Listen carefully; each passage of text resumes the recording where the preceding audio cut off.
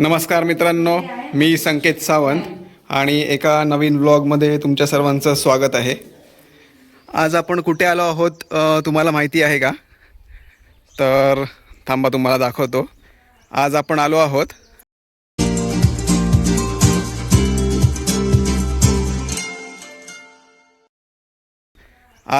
आहोत खोटल्याला आणि इथे आहे माझ्या आजीचं घर. हे आहे माझ्या आजीचं माहेर आणि बघू शकता. चला आता तुम्हाला मी आतून दाखवतो की कशा प्रकारे हे तेव्हाचं घर अजूनपर्यंत मेंटेन केलं आहे.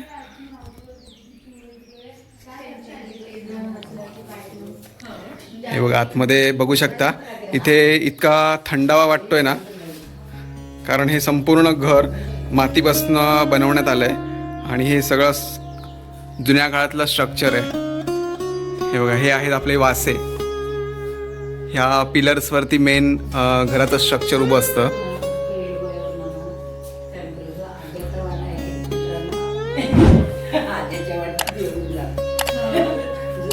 हे बघा, ह्या सगळ्या भिंती तुम्हाला दिसत आहेत. ह्या सगळ्या भिंती मातीपासून बनवण्यात आलेल्या आहेत आणि आतमध्ये फारच थंडावा आहे. हे गणपतीच्या वेळी ह्याला माटी म्हणतात आणि ही गणपतीच्या वेळी ह्याला मस्तपैकी असं डेकोरेट करतात. आणि ही जी भिंत आहे, इथे आपला गणपती विराजमान होतो. सुंदर असं कोकणातलं हे आजीचं घर. इथे चूल पण आहे.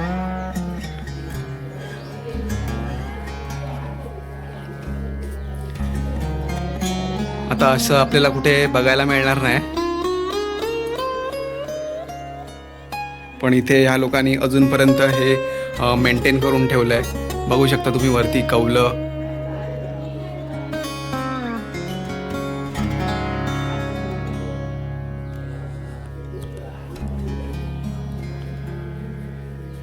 ह्या बघा, ह्या आहेत आपल्या कोकणातल्या झाडू. आपण म्हणतो की मुंबईत आपण वेगळ्या प्रकारचे झाडू वापरतो आणि या कोकणात अशा झाडू वापरतात, निसर्गापासून बनलेल्या. इथे पण भांड्यांचा स्टँड बघू शकता तुम्ही.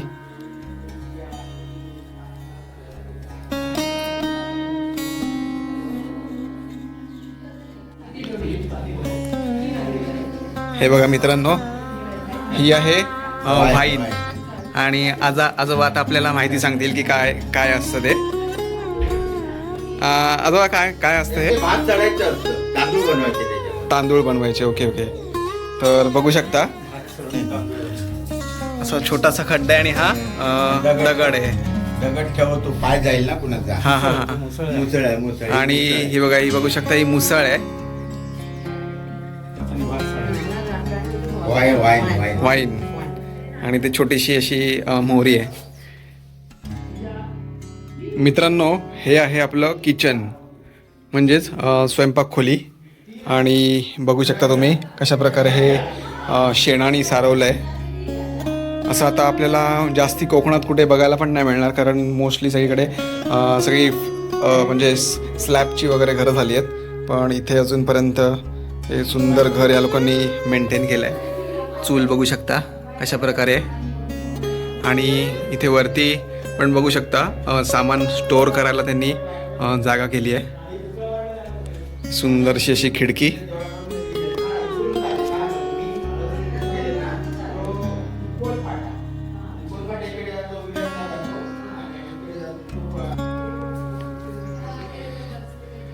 आणि इथे बघा, ही आहे घराची मागची बाजू.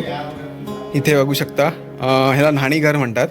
इथे लाकडं वगैरे ठेवली आहेत न्हाणीत जाळण्यासाठी. सुंदर कोकणातलं आजीचं घर, आजीचं माहेर. आणि इथे बघू शकता पाणी तापवण्यासाठी.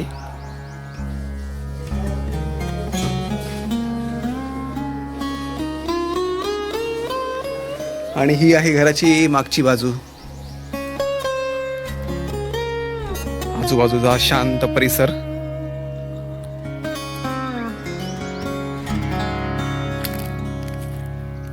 इथे मित्रांनो रात्रीचे वाघ वगैरे पण येतात, कारण हा जो वरचा भाग जो आहे ना तो इथे सगळे डोंगर वगैरे आहेत, त्यामुळे इथे वाघ बिबटे वगैरे इथे असतात रात्रीचे. इथे बघू शकता केळीची झाडं लावली आहेत, नारळाची झाडं आहेत इथे. आणि ही आहे घराची मागची बाजू.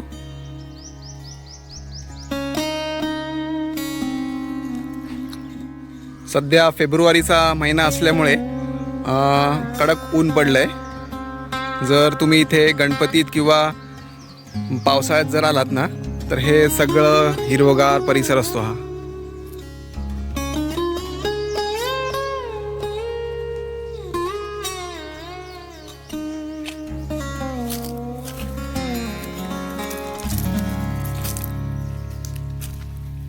बघू शकता इथे पण लाकडं म्हणजे उन्हात वाळत घातली आहेत.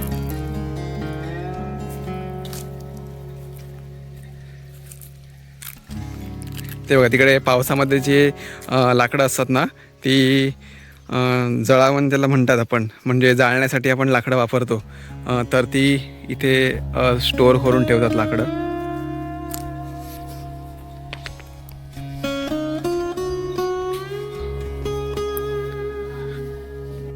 हे बघू शकता सुंदर असं तुळशी वृंदावन आहे इकडे, आणि बाजूला पण यांनी तुळशी सगळ्या लावलेल्या आहेत. इकडे बघू शकता एक सुंदर असं ना पक्ष्याचं घर आहे. हे बघा दिसलं कशा प्रकारे यांनी पक्ष्याने एका घर बनवलंय त्याचं. पक्षी तर आता नाही आहे, पण हे बघा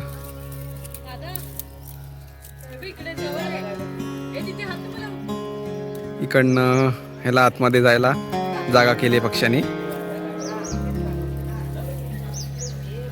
चला आता आपण जाऊया व्हाळावरती.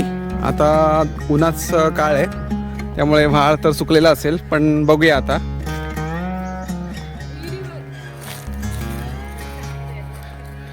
इकडेच कुठेतरी व्हाळ आहे मित्रांनो. आता तर तो पूर्णपणे सुकलेला असणार. जर आम्ही पावसात जेव्हा येतो ना तेव्हा इथे सुंदर असं असतो व्हाळ. इथे विहीर बघू शकता. इथून खाली जायला जागा आहे, आणि हे वरती जे दिसतात ना हे सगळे डोंगर आहेत, आणि डोंगरांवरती वाघ बिबटे वगैरे दिसलेत बऱ्याचदा.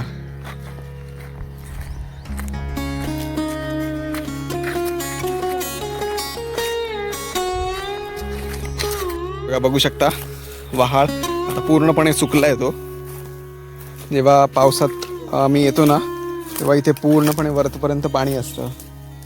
इथूनच कुठेतरी झरे वगैरे असणार, आणि इथूनच हा वाहत येतो.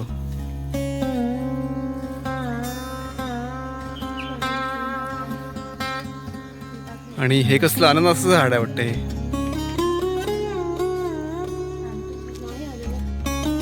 हे बघा हे आहे केवड्याचं झाड.